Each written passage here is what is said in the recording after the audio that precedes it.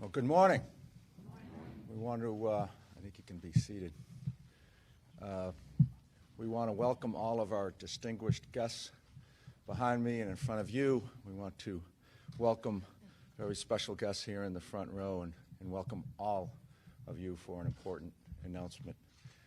It is my honor and great pride this morning to introduce someone who has spent his professional life as a first responder, responding to our wounded soldiers on a battlefield, providing aid and comfort to hospice families, providing aid and comfort to the wounded and grieving families this very weekend in Virginia Beach. Someone who has been fighting to bring an end to gun violence since day one of his administration and every day since. Our 73rd Governor of the Commonwealth of Virginia, Ralph Northam. Good luck.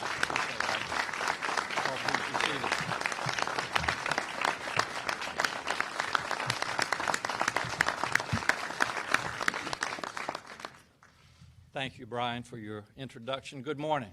Good morning. And I want to thank all of you for being in attendance. I'd like to start by taking the opportunity to thank all of our first responders, our state and local police, and public health and state officials for all that you do. It has been a long few days here in our Commonwealth. I also like to thank our Lieutenant Governor Justin Fairfax, our Attorney General Mark Herring, all of our legislators that have chosen to be with us this morning, and we also have some local officials from other cities. We certainly appreciate you being with us as well.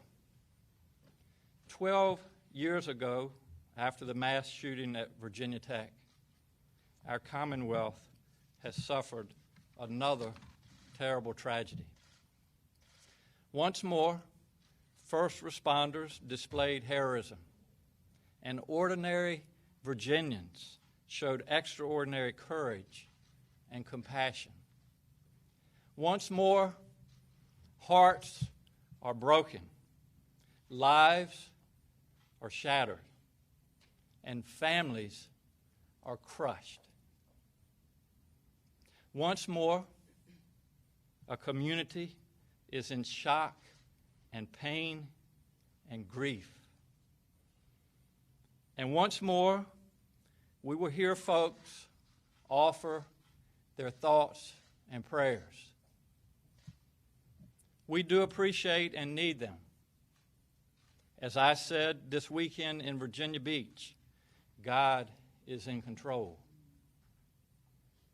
But we must do more than give our thoughts and prayers. We must give Virginians the action they deserve. You see, Virginia is heartbroken. We are heartbroken for the families who have lost their loved ones. Their lives are forever changed. The pain and suffering that Virginia Beach is experiencing is the same pain communities across Virginia and around the country suffer every day due to gun violence. As an Army doctor, I have seen firsthand what a bullet does to a body. And I saw it again this weekend. I can't imagine the devastation these families are suffering. It is wrong. It is outrageous. It is unforgivable to turn our municipal centers, our schools, our churches and synagogues and mosques into battlefields. No one should go to work, to school, or to church wondering if they will come home. Our elementary school children regularly practice lockdown drills. That's what our society has come to because we have failed to act on gun violence. It is wrong that we now view these mass shootings as the normal. In fact, it is wrong that we view gun violence in general as the new normal. Tragic mass shootings, they draw our attention, but shootings happen in our communities every day. A 15-year-old boy was shot and killed in Northam on Sunday. A little girl was shot and killed at a cookout in Richmond on Memorial Day weekend. 4 people were shot, 1 killed in Portsmouth this past weekend. It is past time to change it. Back in January, I asked the Virginia General Assembly to work with me to stop this violence. I asked them to ban magazines that hold more than 10 rounds. I asked them to make background checks universal, a policy that 90% of the public supports. I asked them to create an extreme risk protective order, a way for law enforcement to ask a court to keep guns away from someone who poses a substantial danger to themselves or others, a concept supported by President Trump's own school safety task force. I asked them to reinstate Virginia's successful 1 handgun a month policy. I asked for tougher penalties for anyone who leaves a loaded gun around a child, and to require anyone whose gun has been stolen to report the theft within 24 hours. And I have supported and will continue to support legislation giving localities more authority to regulate firearms, including in their own government buildings. None of these ideas are radical. None of them violate the Second Amendment. None of them would impair any of my fellow Virginia hunters or sportsmen. None of them would limit anyone from owning a gun who wasn't a felon or a domestic abuser or declared by a judge to be a danger. And none of them passed. In fact, some failed with just 4 votes against them in small subcommittees. We lost 1,028 Virginians due to gun violence in 2017. That's almost 3 people a day. Incredibly, that is more deaths than those due to vehicle accidents. This weekend's tragedy, as well as the tragedies that happen every day across Virginia, must instill in us a new level of urgency to act. If we can save 1 life because we act it now, it is worth it. And so, by the power vested in me by Article 4, Section 6, and Article 5, Section 5 of the Constitution of Virginia, I will summon the members of the Senate and the House of Delegates to meet in special session for the purpose of passing common sense public safety laws. I will propose many of the same ideas that we have proposed before. Universal background checks, a ban on assault weapons to include suppressors and bump stocks, an extreme risk protective order, reinstating the 1 gun a month law, child access prevention, requiring people to report lost and stolen firearms, and expanding local authority to regulate firearms, including in government buildings. I will be asking for votes and laws, not thoughts and prayers. And I ask that the members of the General Assembly engage in an open and transparent debate, and that the bills brought before the legislature are put to a vote by the entire General Assembly.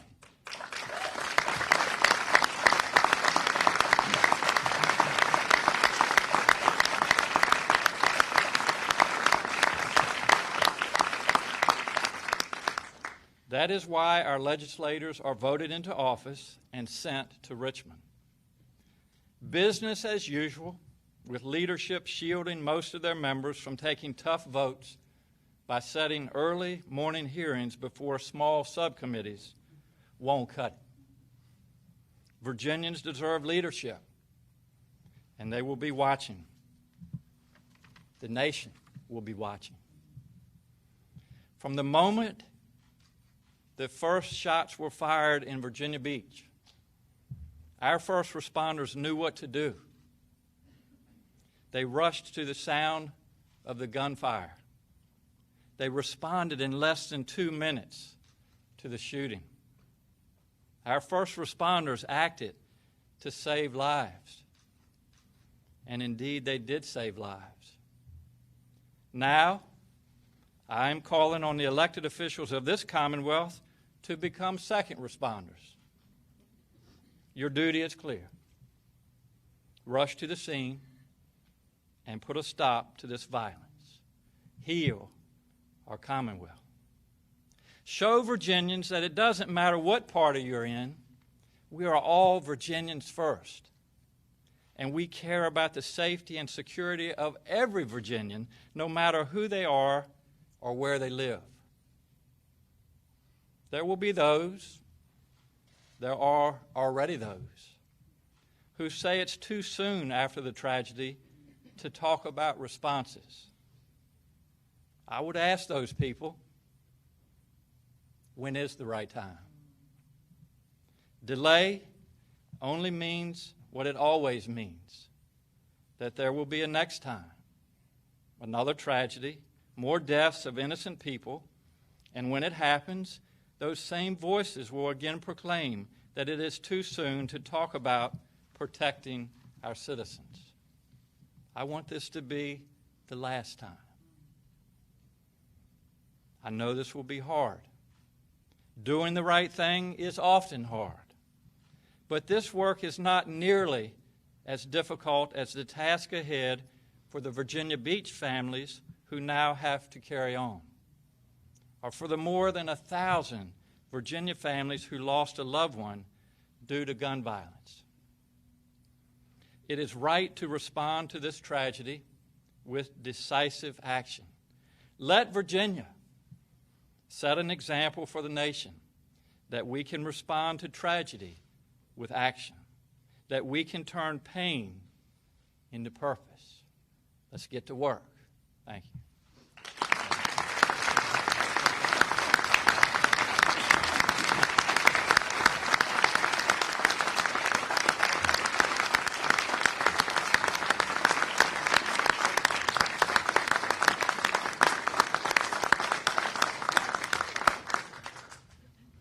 Please have a seat.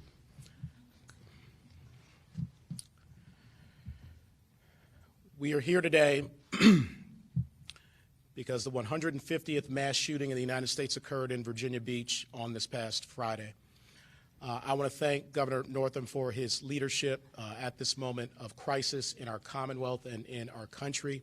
I look forward to joining with the legislative body to make sure that in our special session we take action on behalf of all of those families who have been impacted by gun violence here in the Commonwealth of Virginia. I was down in Virginia Beach along with the governor and the attorney general over this past weekend, and perhaps one of the most moving moments and experiences that I have ever had was hugging and consoling Dr. E. Ray Cox, Sr., pastor of New Hope Baptist Church in Virginia Beach, Virginia. So Dr. Cox lost his son in the shooting on Friday. His son, Keith Cox, was killed, but he died a hero. He saved the lives of 7 people in that government building before rushing out of a locked and barricaded room to find more lives to save. And yet, on Sunday, it was his father, Dr. Cox, strong in his faith and his conviction, who consoled everyone else in that church. And while we had many prayers and there were tremendous numbers of thoughts that were offered, the message was unmistakable and clear from that family and from that congregation. Thoughts and prayers are not enough. They demanded action, and we demand action. We demand that people take steps, people in positions of authority, as we all are, to be the second responders the governor called us to be, to make sure that this is not simply the next mass shooting, but the last mass shooting in the Commonwealth of Virginia. It is going to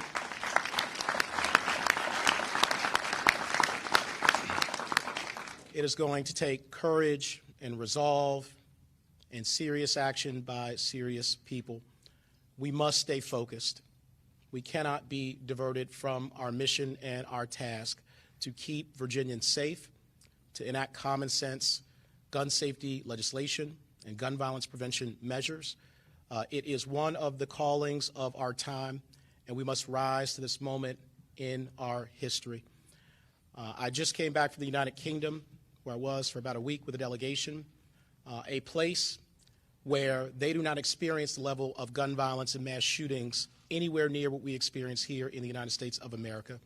It is a problem that is virtually non-existent anywhere else in any other industrialized nation outside of the United States of America. We have a serious issue, and we must take serious action to resolve it. So on behalf of all of the families who are grieving, the 12 individuals who lost their lives, the 4 individuals who are fighting for their lives as we speak right now, it is time for us to stand up with one voice, to work together to ensure that this never happens again. God bless you all. In the memory of Keith Cox and all those beautiful lives we lost, let's act now. Thank you all very much.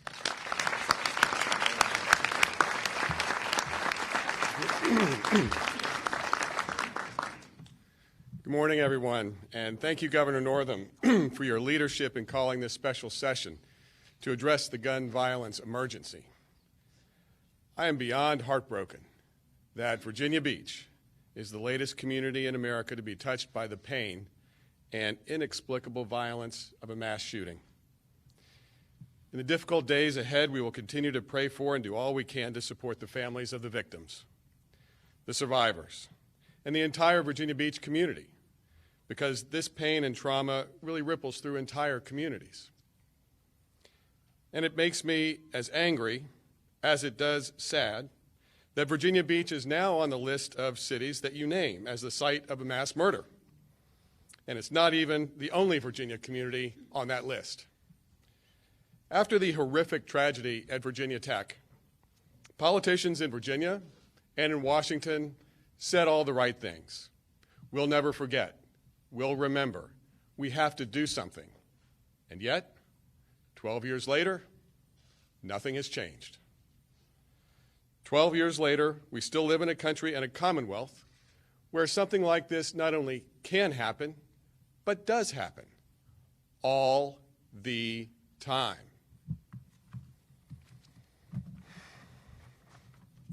Other countries have disgruntled employees, troubled students, abusive spouses, but ours is the only country that gives them easy access to guns.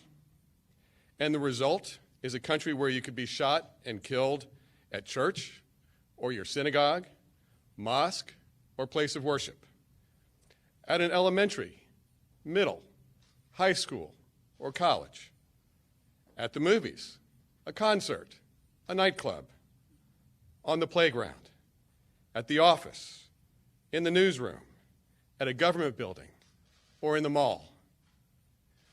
Life doesn't have to be this way, and it shouldn't be this way.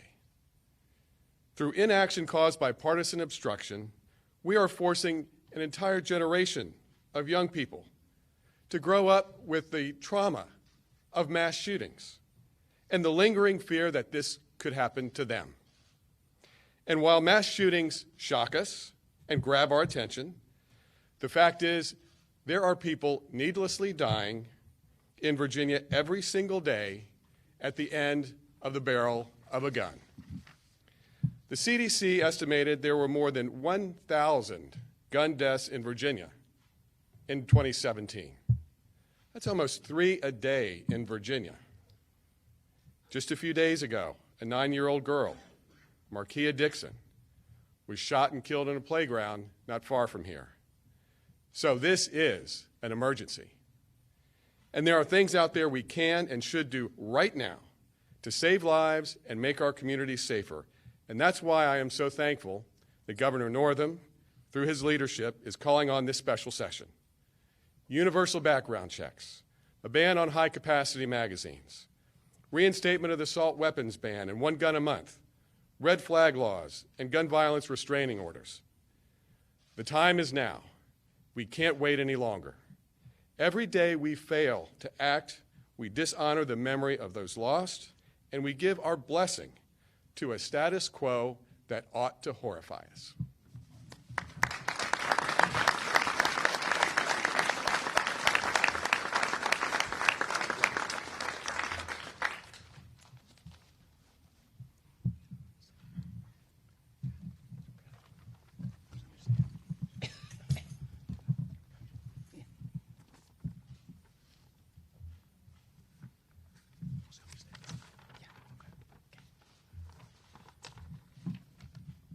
Good morning. Thank you, Governor Northam, for your unwavering leadership in this issue. I would like to frame my remarks within the context of Dr. Martin Luther King's letter from a Birmingham jail. The Virginia Beach tragedy is yet another avoidable act of gun violence in our nation. Yet our Republican colleagues tell us now is not the time to discuss taking action. Dr. King was told his actions in 1963 were unwise and untimely. His response in his letter is what I choose to say to my colleagues today.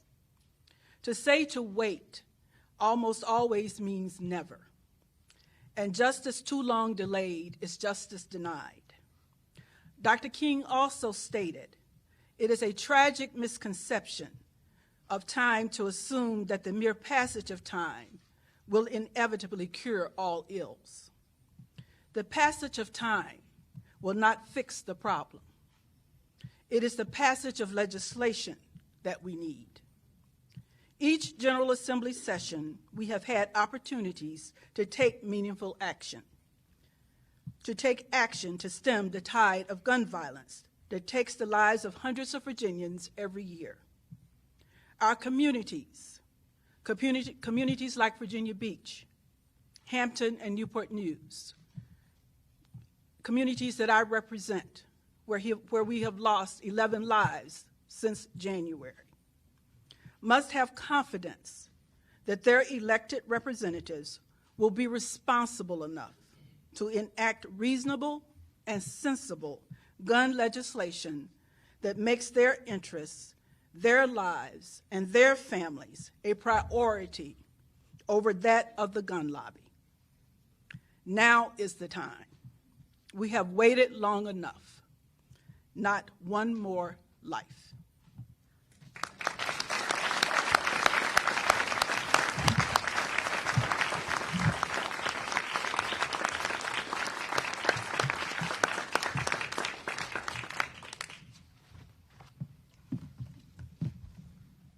Good morning. My name is Eileen Filler-Korn. I'm the House Minority Leader. The shooting that took place in Virginia Beach Friday afternoon was an unspeakable tragedy. Our hearts again are broken for the innocent lives that were lost and the families whose lives have been forever changed. And we are very grateful for the first responders who risked their lives to save so many. Tragedies like the one in Virginia Beach should never, ever happen. But they do, and with such a frequency that is shocking. And after each one, we turn to each other, we ask ourselves, what can we do as legislators to keep Virginians and people safe? After the Parkland shooting last year, the nation followed the activism of students, and we watched the momentum grow across the United States for gun safety legislation. And in Florida, reasonable gun safety measures were passed. Florida. Many of us in office hoped this would lead to gun safety legislation passing here in the Commonwealth of Virginia. But it did not. Instead, Speaker Cox formed the Select Committee on School Safety. Those of us in the Democratic caucus were dismayed to learn that this Select Committee would not discuss gun violence prevention or deal with gun safety legislation at all. With that, the House Democrats formed the Safe Virginia Initiative to fill that void. As part of SVI, we traversed the Commonwealth for 8 months, organizing roundtables and organizing town hall meetings with the goal to hear from Virginians from all over the Commonwealth. These town halls span different regions, demographics, and issues of gun violence throughout the Commonwealth. But what they all had in common was community members, law enforcement, experts who showed real concern and demanded that action stem this epidemic. Through this initiative, House Democrats crafted a reasonable package of common sense gun safety bills. SVI policy recommendations were common sense solutions that came up time and time again at each of these town hall meetings. There was no suggestions for taking guns away from law-abiding citizens. There was a desire, however, to make it more difficult for individuals who are at risk of harming themselves or others to have easy access. We spoke to Republican colleagues and offered to work with them. We wanted to work across the party lines. We asked Republican members, where can we find commonality? What can we do? Is there common ground, and is there a way for us to work together? Once again, as they have done year after year, the Republicans said no. Again and again, they said no. When it comes to guns, doing nothing is not an option. As we have done so many times, I'm asking members on the other side of the aisle to please work with us, to please come together, please do something. I think about the families who have lost loved ones in Virginia Beach. I think of so many families involved in so many shootings. I hear from constituents, we all do, who have lost loved ones. There are advocates here who have lost family members or have had loved ones injured. Several of my colleagues standing here have lost loved ones. Many of us have personal stories. We cannot stop every shooting, but we can make it harder for those who should not have a gun to get one. We as legislators in office, we're here to make and improve lives, to make lives better for our constituents. That includes passing bills which could save lives. Governor, thank you so much for your leadership. Thank you for gathering us here today in order to do something about this epidemic. Thank you for your willingness to do whatever it takes to make us safer. We cannot wait for November. We cannot wait for January. Now is the time. Doing nothing is not an option.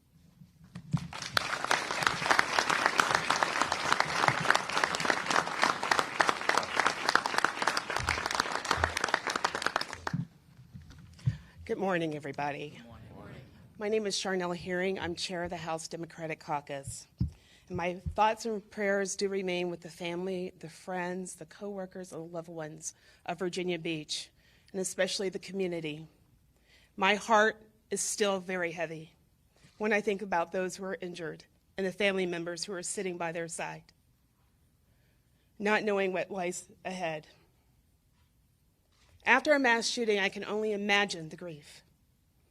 I grieve for the lives, but I also grieve for our legislature, because year after year, we have failed to pass gun safety measures in the General Assembly. We must do better. This is not about politics, and this is not about party. We must do better. People must be able to interact with their government at a city hall or a municipal building without fear. They must be able to go to work and go to school and go to a movie and not have to fear that that may be the last act of their life. We have experienced in Virginia unmitigated pain and senseless violence before, and now it's happened again. We cannot afford to stand idly by any longer. I want Virginians to hear me and hear me clearly on this. We can both grieve and get to work. We can grieve and come together to pass gun safety legislation. We can strengthen our mental health services. We can make our schools safer by giving them resources. But we can also pass common sense gun laws. We do not have to choose just one option. We are better than this, Virginia. We cannot continue to grieve without action. We can act, and we're going to come together. And thank you, Governor, for calling this special session. Let's get to work, please.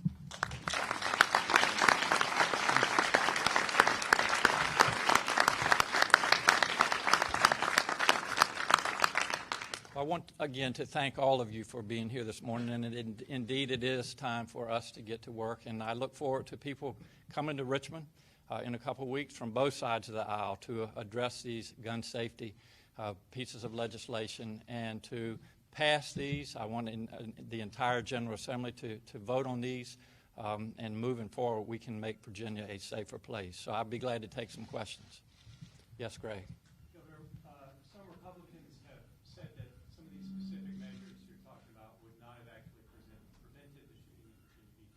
How do you respond to that? Well, there are some of the measures that certainly address what happened in Virginia Beach, Greg, certainly giving localities the authority to regulate their government offices, assault weapons, especially the use of suppressors or what we refer to as silencers. So some of these proposed pieces of legislation do address those. But I think looking at the bigger picture, Greg, as I said earlier, we lost over 1,000 Virginians last year to gun-related deaths, and this is about making Virginia safer. These are common sense pieces of legislation. We have introduced them year after year. They have never received a fair hearing. I'm asking that they do receive a fair hearing when we call the legislators back to special session, and I'm asking that the entire General Assembly vote on them. Yes, sir. You know, I think a good example is our revoking driver's licenses. When that particular piece of legislation made it to the floor, it passed with 70% of the legislators. I want these pieces of common sense gun safety legislation to get to the floor and let individuals that have been elected by you, the people, to come to Richmond and cast their vote, green or red. That's what we're asking our legislators to do.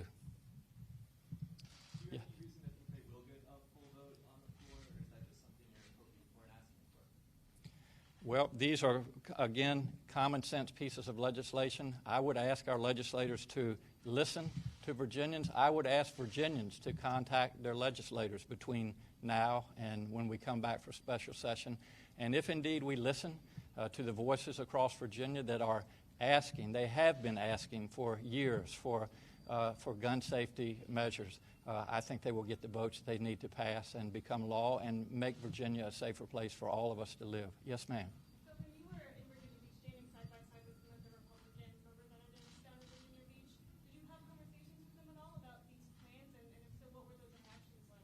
We had conversations that we were there to support Virginia Beach, to support the agencies. to certainly support these families that are, I can't imagine the mourning that they are going through, the grief that they're experiencing. As far as particular legislation, I didn't have any of those conversations. Thank you all.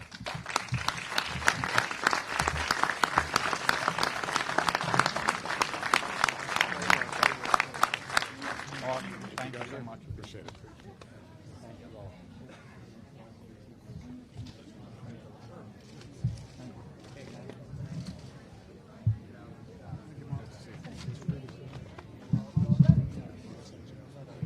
Appreciate that.